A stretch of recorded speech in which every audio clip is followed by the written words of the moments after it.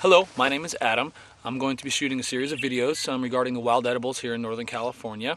After my father passed away and I stopped learning from him, I started studying all the field guides and doing all the internet research and everything like that. And I was very, very disappointed in what I found. There wasn't very much information, just vague descriptions and things like that. And even on some of the YouTube videos and things that are out there, I was really disappointed in the amount of information that comes with that. So I decided, being a teacher by nature, that I was going to remedy that and maybe help some people out here in California that might be interested in the wilderness and ethnobotany.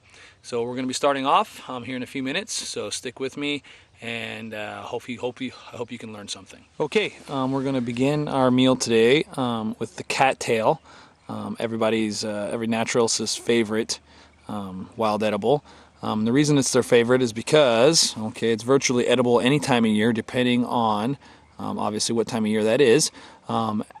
During the winter time, the cattail stores all of its nutrients and starches in the roots, and then as the spring progresses, the nutrients move up the plant to finally blossom into the stalks there that you see, and then go to seed, and then it starts all over again. So, being February, we're going to have just a few tiny shoots here and there, and probably some roots. And I'm going to be demonstrating on one of the easiest and simplest ways to eat that root. These are what some of the young shoots in these cattails look like. Just be careful not to confuse them with something else. It's pretty easy to tell after you pull them up. They smell a bit like cucumbers, and they even taste a little bit like it. So one of the best ways to make sure you have the right one is just to reach down here like this, go as far as you can, and pop it off. A nice little pull. As it pops out, I can get as much as I wanted to get. Pinch it in your fingers a little bit, bring it up to your nose and give it a good smell. And there you go. Okay. One of the easiest ways to harvest a cattail root is actually not to use a digging stick or a knife to reach down in there or dig or anything like that. Oftentimes, depending on where you're at, you might find some rocks or whatever. The best thing to do is just to take your hands, reach all the way down in there, and dig it out with your hands and pull it free. And then you'll actually get more of the root that way, and you'll be able to clean it up later. So that's what I'm going to do right now. I'm not going to put that on camera just because it's too hard to hold the camera. Right, and some of the roots are going to look like after they are cleaned up. We're going to shave off all those rhizomes right there and get to the root as well as those shoots. And hopefully I can find a decent camera angle so that you can watch me do that. So this is what a clean cattail root and some of the new shoots look like after I'm done cleaning them. I've noticed here in a higher elevation that the cattail species is a little bit smaller, and the root seems to be a little bit rounder. The lower elevation species, the root will tend to be a little bit more elongated, and the shoots will be much bigger. So we're going to finish cleaning that up and then go find some more edibles to add to our meal today. Okay, the next plant we're going to be adding to our pot are these young milk thistle shoots. They're very edible. They're also known as a miracle cure for liver problems. In fact, it's also high doses in a special drug that's not approved by the FDA. Is actually an antidote for poisoning from a death cap mushroom. That's how potent of a liver tonic it is. It's a very good edible. You notice the spines on there. In older plants, you've got to cut those off before you eat the vegetable, and then the vegetable's kind of stringy when you eat it, lots of fiber. But when they're young like this, you can just leave them on and eat them up with the rest of your meal, and they don't pose a problem. Okay, we are not going to be collecting these guys right here because right up from it, okay, this carrot-looking plant right here is actually a young poison hemlock. Okay, and if you can see in here really close, you can notice the purple splotches on the stem right there. Okay, that's how you can kind of identify a poison hemlock plant. It looks just like a carrot, and then when it gets bigger, it has a large white stalk on it, and it smells horrible. You don't even want to mess with it. It is a very deadly plant. If you eat it, just a mouthful can kill you.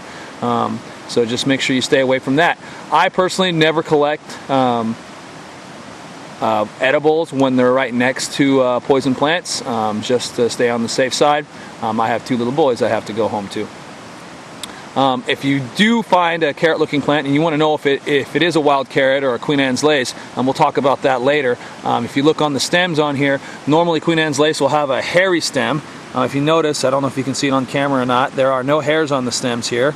And then also, you can pinch it and squish it around in your fingers, and if it smells like a carrot, it probably is.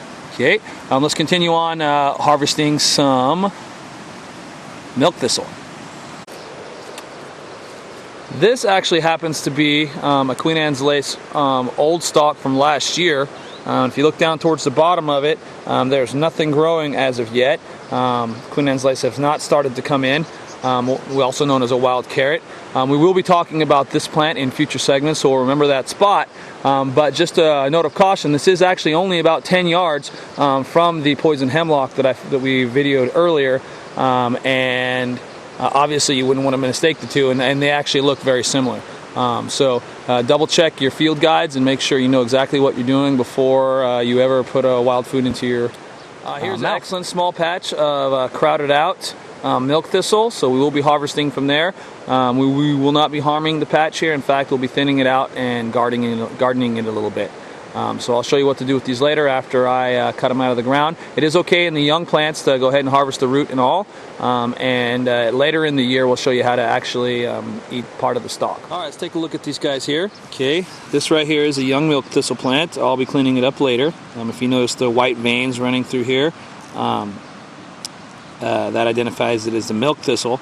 Like I said, you can boil these up, and the spines on these will actually get soft. Okay, depending on how old the plant is. This one might be just a little bit too old to be able to do that, but we'll try it anyway. There's another one. Okay, one thing I did want to note, right next to it were some other thistle plants here. I'm not sure if this is bull thistle or whatever. It looks very, very similar. It's actually edible. Okay, you can clean this up and cook it up. It's just like the milk thistle, but I prefer not to. These spines don't actually get soft, so you got to cut these guys up, and it takes a lot of work to do that. If you also can see it, it's slightly hairy. That'll go away, and it's perfectly edible once you cook it, but it's the milk thistle does not have that. It just makes it for a more pleasurable thistle to eat. They generally grow right next to each other and crowd each other out anyway. Alright, plenty of miner's lettuce. These are a common edible known all over the place.